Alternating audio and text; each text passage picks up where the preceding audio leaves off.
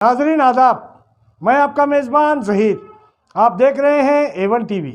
A1 ٹی وی میں آپ تمام لوگوں کا خیر مقدم ہے۔ آج کی اہم خبر، مولانا کو صحت کے پھول، سابق MLC کو تہنیت کے پھول۔ شہر کی جامعہ مسجد انورالخلا میں ایک تقریب کا انعقاد عمل میں لایا گیا، جس میں مسجد کے خطیب و امام حافظ و قاری مولانا رفیق احمد انواری کی صحتیابی پر ان کی شال پوشی اور گل پوشی کی گئی۔ گزشتہ دنوں مولانا کی طبیعت علیل تھی، وہ صحتیاب ہوئے تو مسجد کے انتظامی کمیٹی کی جانب سے صحتیابی کی خوشی میں یہ گل پوشی کی گئی۔ اس تقریب میں کانگریس کے سینئر لیڈر سابق MLC NS بوسراج کی بھی شال پوشی اور گل پوشی کرتے ہوئے ان کی تہنیت کی گئی۔ جامعہ مسجد انورالخلا کے احاطے میں ٹوائلٹ یعنی بیت الخلا کی عمارت کی تعمیر کے لیے NS بوسراج نے MLC فنڈ سے 3 لاکھ روپے جاری کیے تھے، جس کے لیے ان کو تہنیت پیش کی گئی۔ اس موقع پر کمیٹی کے صدر سید جاوید الحق ایڈوکیٹ، سابق رکن ضلع پنچایت اسلم پاشا، متوقع صدر بلدیہ جے ساجد سمیر اور دیگر معززین کی بھی گلپوشی اور شال پوشی عمل میں آئی۔ اس تقریب سے خطاب کرتے ہوئے NS بوسراج نے اہلیان محلہ کا اور انتظام کمیٹی کا شکریہ ادا کیا۔ انہوں نے کہا کہ تقریر کرنا، وعدے کرنا بہت آسان ہے، یہ کوئی بھی کر سکتا ہے، لیکن کام کرنا چاہیے۔ ذمہ دار عہدوں پر رہنے والوں کی ذمہ داری اور بڑھ جاتی ہے کہ وہ کام کرے، ایسا کام کرے جس سے عوام کو سہولت حاصل ہو سکے۔ تقریب میں حافظ و قاری مولانا محمد رفیق احمد انواری نے تمام کا شکریہ ادا کرتے ہوئے کہا کہ میری صحتیابی کے لیے آپ تمام کی دعائیں شامل ہیں، لہذا تمام کا شکریہ ادا کرتا ہوں۔ اس موقع پر انتظامی کمیٹی کے صدر سید جاوید الحق ایڈوکیٹ نے بھی خطاب کیا۔ نظامت کے فرائض محمد ساجد علی نے انجام دیے۔ اس تقریب میں نمائندہ رکن بلدیہ تماریڈی جندپا کے علاوہ سابقہ RDA صدر عبدالکریم، مسجد کمیٹی کے سیکریٹری قاضی محی الدین، محمد حسن محسن، رفیق احمد قریشی، احمد بھائی ATC، محمد عثمان گھر سنسار، فیروز، زبیر اور دیگر معززین بھی موجود تھے۔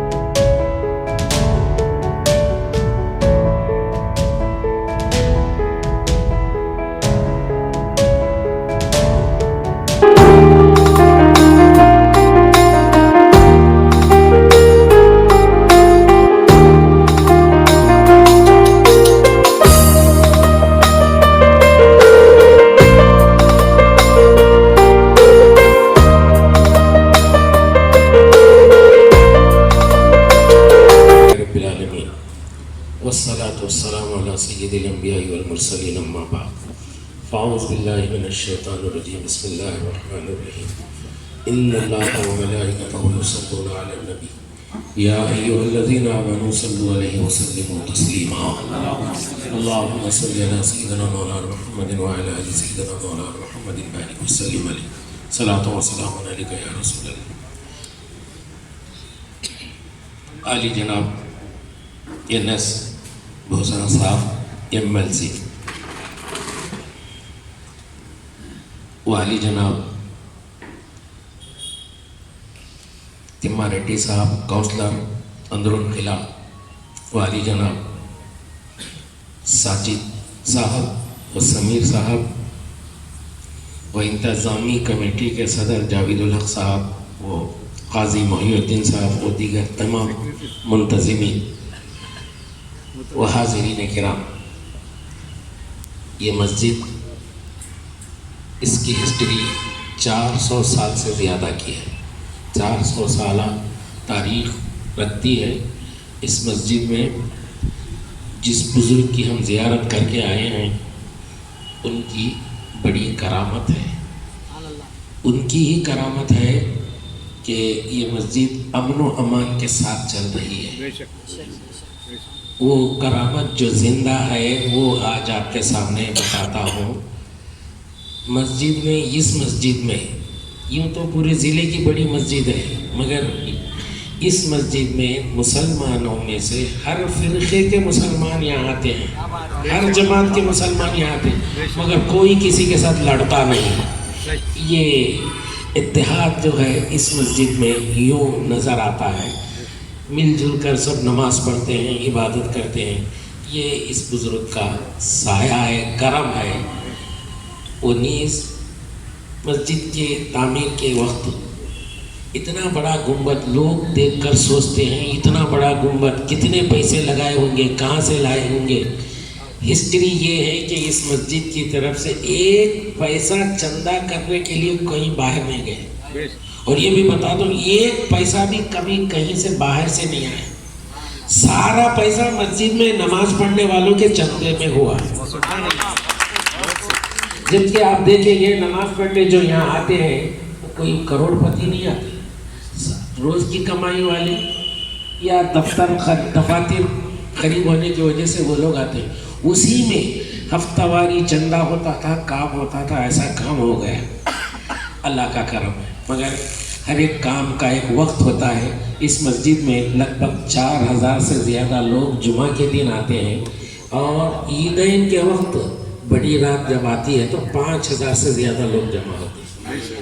اتنے سارے لوگوں کے لیے بڑی ضرورت کیا تھی؟ طہارت خانے کی تھی۔ سب سے پہلے صدر جاوید الحق صاحب اور سیکریٹری صاحب سے اس بارے میں انتظامیہ سے مشاورت تھی کیا کریں، تو اس کہا پہلے چندے کی تکلیف، لاک ڈاؤن گزشتہ سال ہوا ہے، لوگوں کے جیب میں پیسہ نہیں ہے، کہاں سے کریں گے؟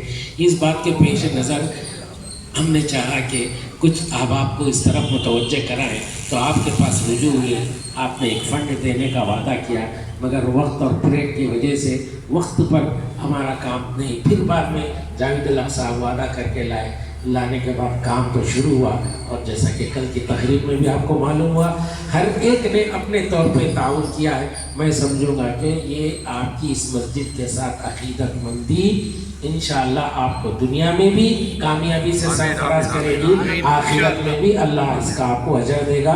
یہ بزرگ کا کرم ہے، ورنہ تو ہم ہر کام چندے سے کرتے تھے۔ یہ پہلا کام ہے کہ اللہ تبارک و تعالیٰ نے آپ لوگوں سے لیا ہے، یہ ہم بڑی خوش نصیبی سمجھتے ہیں۔ یہ بزرگ آپ کے حق میں دعائیں کریں گے تو یہ کام آسانی سے ہو گیا ہے، کیونکہ 4000 آدمی ایک جگہ جمع ہے، 100-200 آدمی اگر شوگر پیشنٹ ہو تو ان کو ہر 5-10 منٹ میں طہارت کی ضرورت پیش آتی ہے۔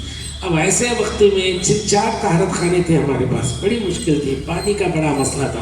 اب یہ بن گیا ہے تو میں سب سے زیادہ انتظامیہ کا مشکور ہوں، اور تعاون کرنے پر علی جناب یہ نازبوسرا صاحب کا، اور وہ نیز کل جو تقریب ہوئی اس میں بھی میں نے MLA صاحب کا بھی شکریہ کہا۔ جو لوگ بھی تعاون کیے ہیں، آپ کے تعاون سے 5000 لوگوں کے لیے سہولت ہوئی ہے۔ انشاءاللہ مسلمان آپ کو یاد رکھیں گے، آپ کے حق میں دعائیں دیں گے کہ اللہ تعالیٰ نے یہ کام آسان کرایا، اور انتظامیہ نے بھی ایک بڑا کام کر دکھایا ہے، لوگوں کی سہولت کو سمجھی ہے۔ میں اس بارے میں اللہ کی بارگاہ میں شکر ادا کرتا ہوں کہ کام آسان ہوا۔ وہ ناچیز بیمار ہوا تھا، بے شک بیمار ہوا تھا، اس بیماری سے اٹھ کر جو میں آیا ہوں یہ سب آپ لوگوں کی دعائیں ہیں۔ میں سمجھتا ہوں آپ لوگوں نے بہت دعائیں کی ہیں، اتنی دعائیں کی ہیں کہ میں ان دعاؤں کا شکریہ بھی ادا نہیں کر سکتا۔ اللہ آپ لوگوں کو دنیا کی ہر بلا سے بچائے، اللہ رب العزت آپ کو ہر فتنے سے بچائے، اللہ رب العزت آپ کے کمائیوں میں برکت عطا فرمائے، اللہ آپ کی عمریں دراز فرمائے۔ وہ نیز میں اللہ کے گھر میں ٹھہرا ہوا ہوں، اللہ کی بارگاہ میں اللہ کا شکر ادا کرتا ہوں۔ مولا سب سے پہلے میں تیرے گھر کا خادم ہوں، सबसे पहले मैं तेरे घर का नौकर हूँ, या अल्लाह मेरा ये तेरी बारगाह में आकर सर झुकाना कबूल है, तो या अल्लाह दीन पर कायम रख, ईमान में इस्तिकामत अता फरमा, ईमान की सलामती के साथ दुनिया से बुला ले, सबका भला कर या अल्लाह, सबके ऊपर रहमतें नाजिल फरमा। जनाब एक्स एमएलसी बोसरा साहब और हमारे सेक्रेटरी मोई साहब और हमारे मुनहार कौसर साहब तिम्मा रेड्डी साहब और बाकी बैठे मेरे दोस्त और करीम भाई असलम भाई, ये कोविड है। उसी दिन हम पूरे मस्जिद वाले सेक्रेटरी के साथ मेंबर्स के साथ जब साहब के घर को गए, मैं ये बोलना चाह रहा हूँ, जब साहब बोलने के अभी हम बोल रहे थे, रिप्रेजेंटेशन दे रहे थे, रिप्रेजेंटेशन की ज़रूरत नहीं, मैंने आपका मेरे ग्रांट से आपको सैंक्शन कर दिया, रिप्रेजेंटेशन की ज़रूरत नहीं है, आप आए तो बहुत बड़ी बात है। पहले शख्स है उसी दिन सैंक्शन कर कर डीसी ऑफिस को भेज दिया, कुछ कोविड के वजह से उसके बारे में थोड़े से लेट हो गए, बाद में हमारे इंजीनियर साहब को मैं ये करें, इंजीनियर साहब का भी शुक्रिया अदा करता हूँ, बहुत अच्छा हाईटेक टॉयलेट बनाए हुए हैं। और हमारे बोसरा साहब के पहले जैसा साजिद भाई ने कहा फाउंडेशन उनकी तरफ से पड़ा हुआ है, और उनको मैं मस्जिद के तरफ से और पूरे मुसल्लान मस्जिद के तरफ से उनको शुक्रिया अदा करता हूँ, उनके सही कामयाबी के वास्ते दुआ करता हूँ। अल्लाह ताला ऐसा ही काम इनसे ले, आगे भी अच्छा अहदा दे। मैं अल्लाह ताला रब्बुल इज़्ज़त से दुआ करता हूँ इनको आगे बढ़ाए। लोग मैं एक टाइम गुलबर्गा गया था कॉर्पोरेशन इलेक्शन में, परसों गए तो बैठे हुए थे काउंसलर से, वो काउंसलर से मुसलमान के काउंसलर पूछे, मैं चुप जस्ट तुम्हारे बोसरा साहब के पीछे खाली मुसलमान क्यों रहते हैं, क्या बात है? नहीं कि वो सब मुसलमान भी रहते, सब भी रहते, क्या तो वो मुसलमान है क्या? बोले नहीं, मुसलमान ही रीजन का है, और मुसलमान की वजह से मानवे में 15 चेयरमैन को बनाए, 15 वाइस प्रेसिडेंट्स को बनाए, बाद में टॉप प्लानिंग बनाए, और पहली टाइम रायचूर के हिस्ट्री के अंदर जेडपी का चेयरमैन बशीरुद्दीन साहब को बनाए। ये पूरा क्रेडिट बोसरा साहब को जाता। और 70 साल आज़ादी के बाद कोई डिस्ट्रिक्ट गवर्नमेंट लीडर रायचूर में नहीं हुआ था, और उन्होंने मेरे को डिस्ट्रिक्ट गवर्नमेंट बनाया, मैं भी उनका शुक्रिया अदा करता हूँ। इंशाअल्लाह अब आगे मैं सभी के साथ मैं बोसरा साहब से गुजारिश करता हूँ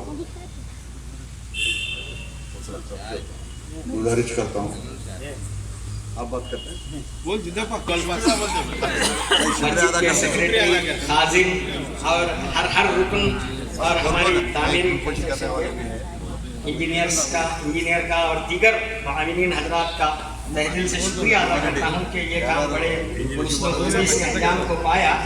अब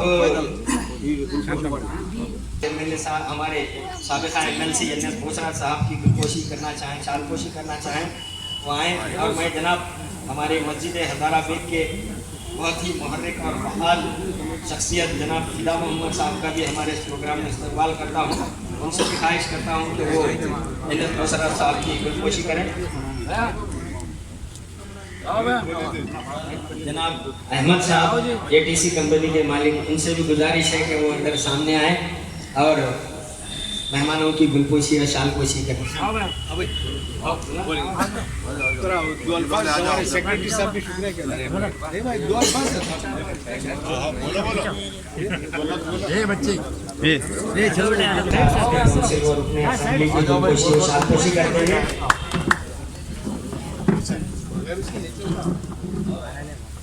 देखो गुलपोशी तो जनाब अहमद साहब एटीसी कंपनी के मालिक की गुलपोशी व शालपोशी की जा रही है महल्ले के नौजवानों को।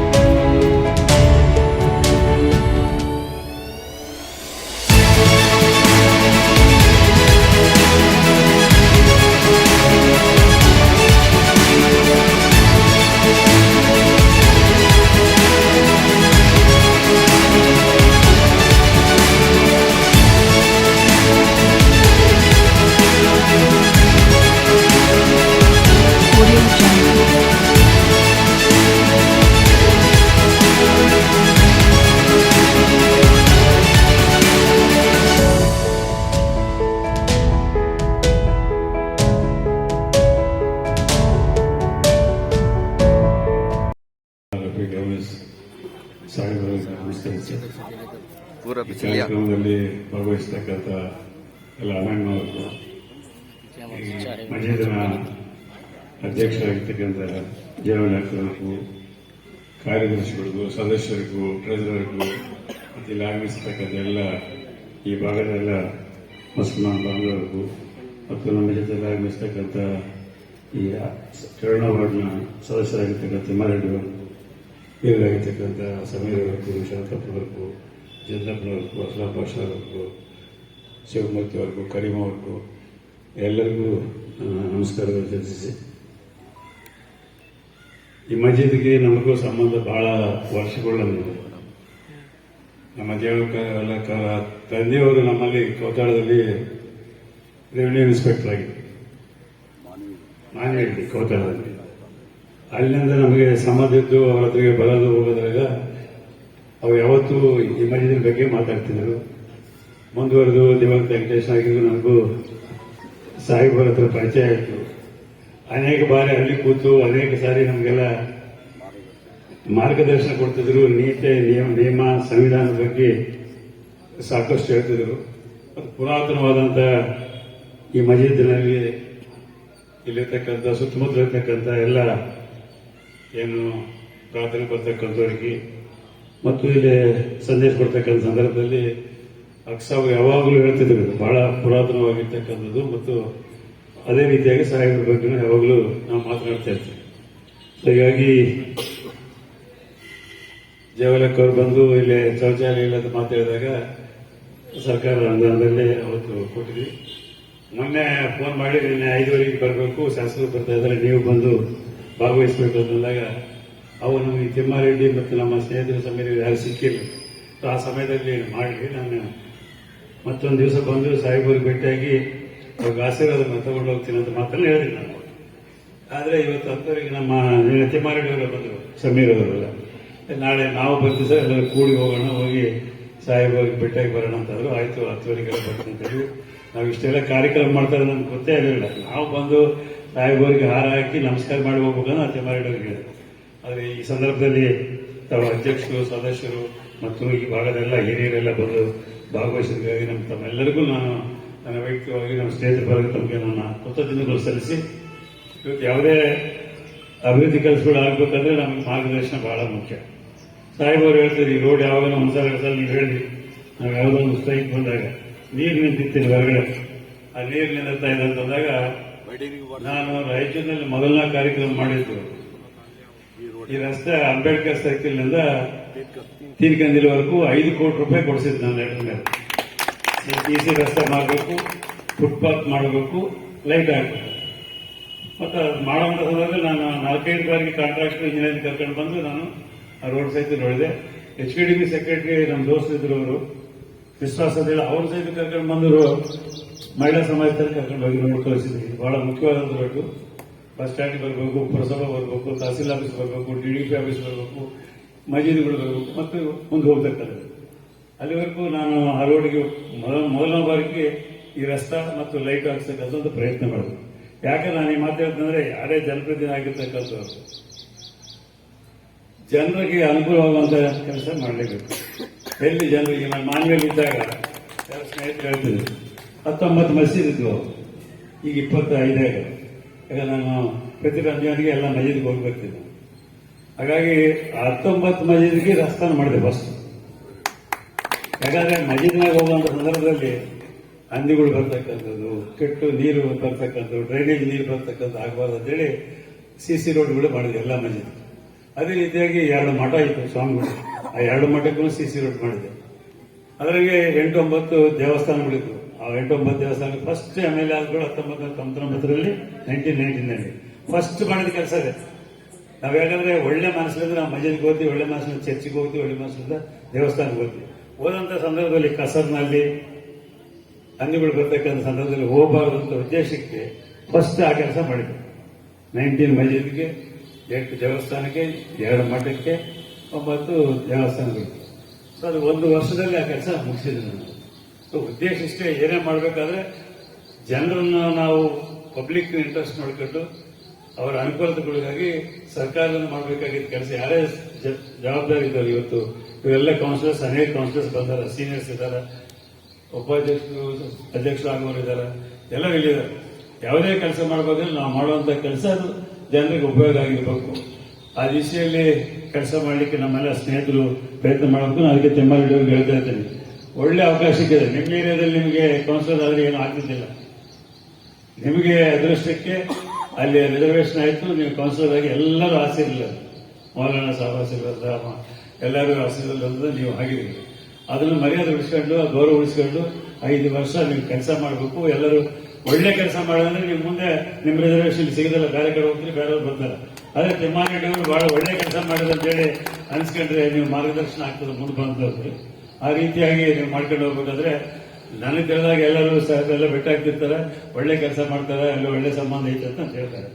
ಬಟ್ ಏನೋ ನಿನ್ನೆ ಇವತ್ತೇನು ಪೇಪರ್ನಲ್ಲಿ ನೋಡಿ ಏನು ದುಡ್ಡು ಬಂದ್ರೆ ಖರ್ಚು ಮಾಡಿಲ್ಲ ಅಂತ ಹೇಳಿದ್ರು, ನೀವೇ ಉತ್ತರ ಕೊಡ್ಬೇಕು. ಹಾಗಾಗಿ ಏನೇ ಇದ್ರು ಯಾವ ಭಾಗದಲ್ಲಿ ಯಾರು ಜನಪ್ರತಿನಿಧಿ ಆಗಿರ್ತಾರೋ ಅಲ್ಲೇ ಜನರಿಗೆ ಅನುಕೂಲವಾಗುವಂತ ಒಂದು ವಾತಾವರಣ ನಿರ್ಮಾಣ ಮಾಡಬೇಕು, ಜನರಿಗೆ ಅನುಕೂಲ ಮಾಡುವಂತ ಕೆಲಸ ಮಾಡಬೇಕು. ನಾವೆಲ್ಲವನ್ನೂ ಬಿಟ್ಟು ಹೆಚ್ಚಂತ ಪ್ರಾಮಾಣಿಕತೆ ನಾವಿದ್ದಾಗ ಮಾತ್ರ ದೇವರ ಆಶೀರ್ವಾದ ಮಾಡ್ತಾರೆ. ನಾವೆಲ್ಲ ಕಳ್ತನ ಮಾಡಿ, ಎಲ್ಲ ಲೂಟಿ ಮಾಡಿ, ನಾವು ದೇವಸ್ಥಾನಕ್ಕೆ ಹೋದ್ರು ಏನು ಪ್ರತಿಫಲ ಸಿಗೋದಿಲ್ಲ, ದೇವಸ್ಥಾನಕ್ಕೆ ಹೋದ್ರು ಸಿಗೋದಿಲ್ಲ, ಮಸೀದಿಗೆ ಹೋದ್ರು ಸಿಗೋದಿಲ್ಲ, ಚರ್ಚ್ಗೆ ಹೋದ್ರು ಸಿಗೋದಿಲ್ಲ. ನಮ್ಮ ಮನಸ್ಸು ಬೆಳೆದಿರಬೇಕು, ನಮ್ಮ ಪ್ರಾಮಾಣಿಕತೆ ಇರಬೇಕು. ಅವೆರಡೇ ನಮ್ಮನ್ನು ಕಾಪಾಡೋದು. ಅವೆರಡು ಬಿಟ್ರೆ ಕಳ್ತನ ಮಾಡಿ ಭಾಷಣ ಮಾಡಿದ್ರೆ ಬರೋದಿಲ್ಲ, ಸ್ಟೇಟ್ಮೆಂಟ್ ಕೊಟ್ಟರು ಬರೋದಿಲ್ಲ, ಏನ್ ಮಾಡಿದ್ರು ಬರೋದಿಲ್ಲ.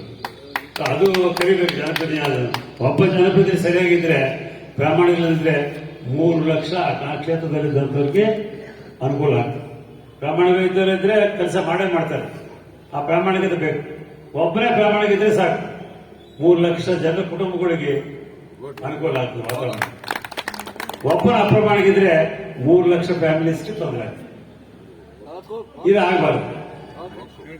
ಇದನ್ನ ಕಲಿಬೇಕು. ಯಾರೇ ಇಲ್ಲ, ನಾನಿರಲಿ ಇನ್ನೊಬ್ಬರಿಲ್ಲ, ನಾನು ಅವ್ರಿಗೆ ಬಗ್ಗೆ ವೈಯಕ್ತಿಕ ನಾನು ಟೀಕೆ ಟಿಪ್ಪಣಿ ಮಾಡೋರಲ್ಲ. ನಾನು ನಂದೇ ಹೇಳ್ತೇನೆ, ನಾವು ಪ್ರಾಮಾಣಿಕವಾಗಿದ್ದಂತಾರೆ ಇಡೀ ಕ್ಷೇತ್ರದಲ್ಲಿರ್ತಕ್ಕಂಥ ಜನರಿಗೆ ಸಾಧ್ಯದಷ್ಟು ಒಳ್ಳೆಯದಾಗ್ತದೆ. ನಾನು ಅಪ್ರಾಮಾಣಿಕಿದ್ರೆ ಇಡೀ ಕ್ಷೇತ್ರದ ಜನರಿಗೆ ತೊಂದರೆ ಆಗ್ತದೆ. ಸೊ ಅದು ಆಗಬಾರ್ದು ಅಂತೇಳಿ ನಮ್ಮ ಸ್ನೇಹಿತರಿಗೆಲ್ಲ ಮನವಿ ಮಾಡಿ ಇವತ್ತು ನಾವು ಬಂದ್ರೆ, ನಾನು ಅಕ್ಷರಕ್ಕೆ ಹೇಳಿದೆ, ಬಂದು ಸಾಹೇಬರಿಗೆ ಒಂದು ಹಾರ ಹಾಕಿ ಹೋಗೋಣ ಅಂತೇಳಿ ಮಾತ್ರ ನಾನು ಹೇಳಿದೆ. ಆದರೆ ತಾವೆಲ್ಲರೂ ಹೆಚ್ಚಿನ ಸಂಖ್ಯೆಯಲ್ಲಿ ಬಂದು, ಅದು ಜವಾಬ್ದಾರಿ ಇರ್ತಕ್ಕಂಥ